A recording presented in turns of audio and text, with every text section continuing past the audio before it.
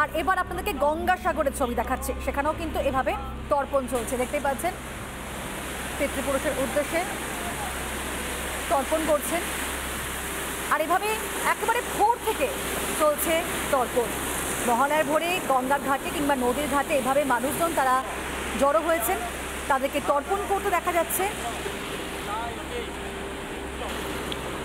পিতৃপুরুষের উদ্দেশ্যে জলদান করা, তাদেরকে সন্তুষ্ট করা, আজকে সেই দিন মহালয়া। আর একই সঙ্গে কিন্তু মা দুর্গার সপরিবারে আসার অপেক্ষায় প্রহর গোনাও শুরু হলো আজ থেকে। গঙ্গাসাগরের ছবি দেখাচ্ছে, প্রচুর মানুষের ভিড় দেখতে পাচ্ছেন, প্রচুর প্রচুর মানুষ জমায়েত হয়েছেন আজকে সাগরের বুকে। তারা রয়েছে, এখান থেকে তর্পণ করছেন, সপরিবারে এসেছেন। পুরুষদের পাশাপাশি মহিলারাও রয়েছেন।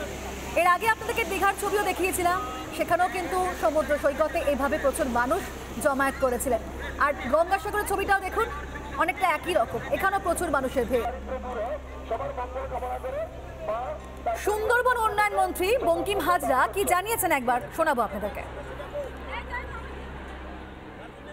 গতকাল থেকে যেভাবে পুণ্যার্থীদের ভিড় আমরা লট নম্বর 8 থেকে জেনেছি বা কচিবেরিয়া থেকে জেনেছি, এবং এখানকার পুলিশ প্রশাসনের তরফ থেকে যেটা জানানো হচ্ছে যে প্রায় 70,000-এর কাছাকাছি মানুষ ইতিমধ্যে স্নান করেছে, আরও লোকেরা আসছে। আমার ধারণা প্রায় এটা 1 লক্ষের কাছাকাছি পৌঁছে যাবে। এই মুহূর্তে গঙ্গাসাগরের ছবি আরও একবার দেখাচ্ছি আপনাদেরকে। দেখতে পাচ্ছেন প্রচুর মানুষ সেখানে ভিড় করেছেন, একটাই উদ্দেশ্য তর্পণ করা, পিতৃপুরুষের উদ্দেশ্যে জলদান করা। আশ্বিনের শারদ প্রাতে আমাদের শুরুটাই হয় বীরেন্দ্রকৃষ্ণ ভদ্রের অনির্বচনীয় কণ্ঠস্বর রেডিওতে শোনা, এবং তারপরেই বাঙালির জীবনে সূচিত হয় মহালয়া। আর তারপর মহালয়া আরও একটা দিক, তা হচ্ছে তর্পণ।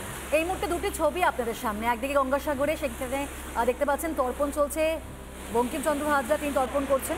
ওনাদেরকে বীরভূমে বিজেপির তর্পণ চলছে।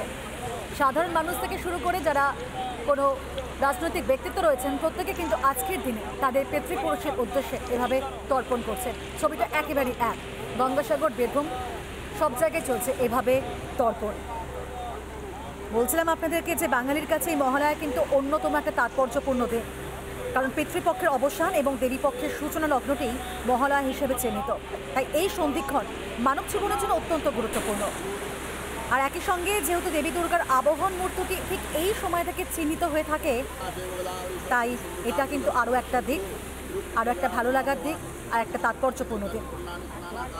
এটা পিতৃপক্ষের অবসান চিহ্নিত করে। আর ঠিক এর পরের দিন মানে আগামীকাল থেকে কিন্তু একেবারে বলা যায় দেবী পক্ষ শুরু। নানা ধরনের কন্টেন্ট দেখার জন্য লাইক করুন, শেয়ার করুন আমাদের ফেসবুক পেজ, সাবস্ক্রাইব করুন আমাদের ইউটিউব চ্যানেল। পাশাপাশি অন্যান্য ব্রেকিং নিউজের জন্য অবশ্যই চোখ রাখুন রিপাবলিক বাংলায়।